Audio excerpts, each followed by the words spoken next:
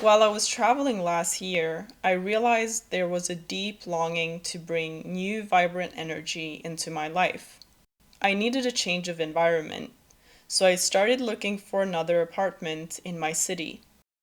I had lived in a newly built neighborhood for the past 5 years while finishing university, but now, even the thought of returning to my old apartment made me feel restless and low.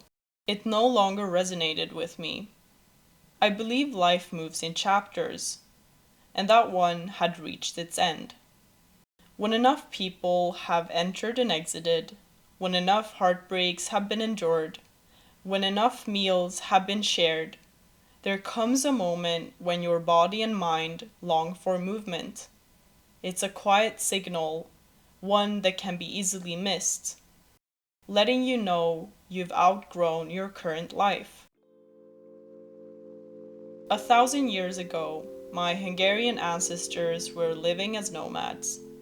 They most likely followed the seasons, the sun, and the animals. Now that we no longer live close to nature, we have to tap into our inner nature to know when the time has come to leave for the next place.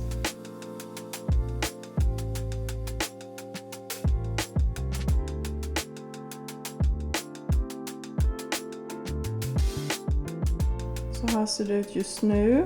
Jag håller på att tvätta soffan och det är därför det ser ut så här. Ja, jag har inte bäddat sängen då. Och annars så ser det ut så här i köket. Lagat mat. Varför jag har lämnat färgen ute är för att jag har tänkt att måla dem där. Jag tycker inte det är snyggt att det är så här metall typ. När det kommer till mitt förrådsrum så ligger det jävligt massa kläder överallt och det här är inte ens alla mina kläder. Jag skäms lite för det känns som att jag ändå är en person som använder saker väldigt länge, men jag har väl samlat på mig. Hallen är, tråkig. Det ska sitta en skohylla här, hatthylla. Vad heter det? Hatthylla, inte skohylla. Så här ser badrummet ut. Ändå helt OK. En liten växt där uppe.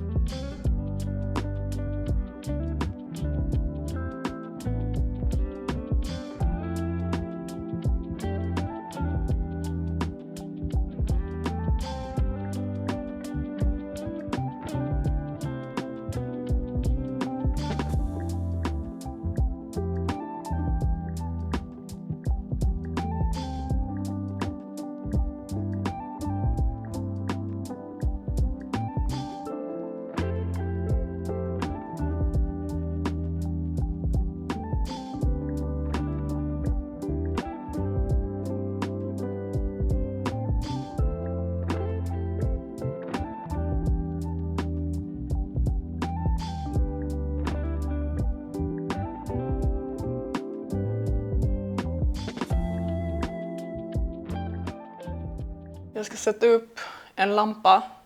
Vet inte hur det kommer gå med mina 165 centimeter. But let's try.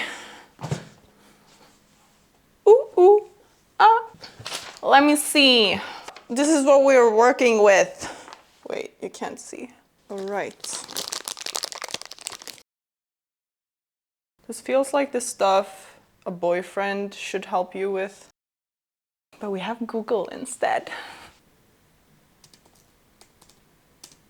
What the fuck? Men hur ska man... Alltså kan man inte ta ut det här? So this is what I was struggling with. I don't know if you can see. But these small things are supposed to go in here.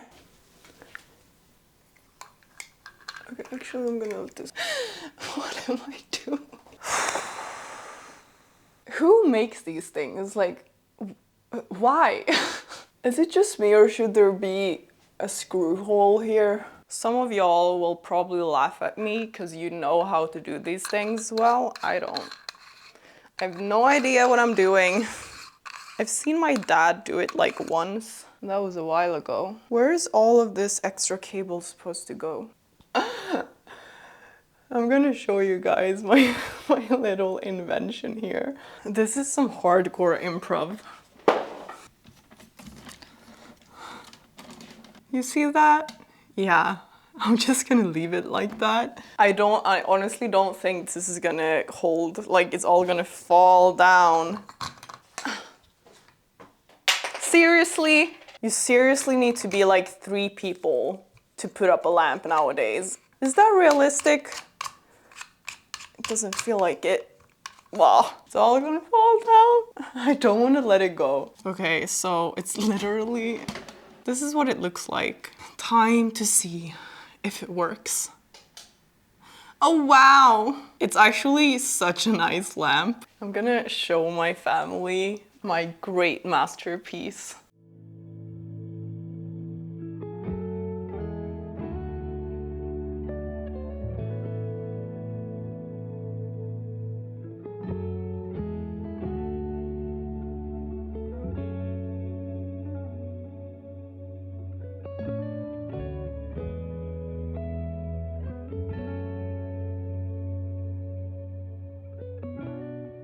Living alone has never felt quite natural to me. At first, it's exciting to become so independent that you almost forget the world depends on you, and that you equally depend on the world. You can sleep, eat, and pursue creative passions whenever you choose. Over time, it became increasingly evident that something was missing from my heart. Many describe it as the longing to have someone to return home to after a long day. For me, it manifests as a subtle, shadowy melancholy that quietly creeps in. I try to remedy it with social engagements like meeting friends and exchanging greetings with strangers. Some days, these moments help to ease the ache, but more often, I come home weighed down by the feeling that someone is missing from my life. For now, I must learn to live with that absence.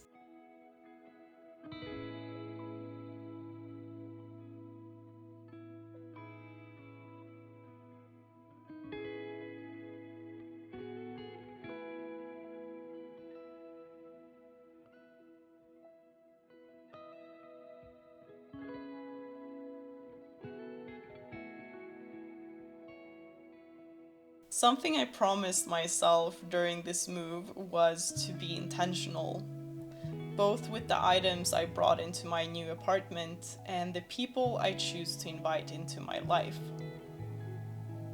I only wanted to keep things I genuinely love, pieces that reflect who I am now, not who I used to be.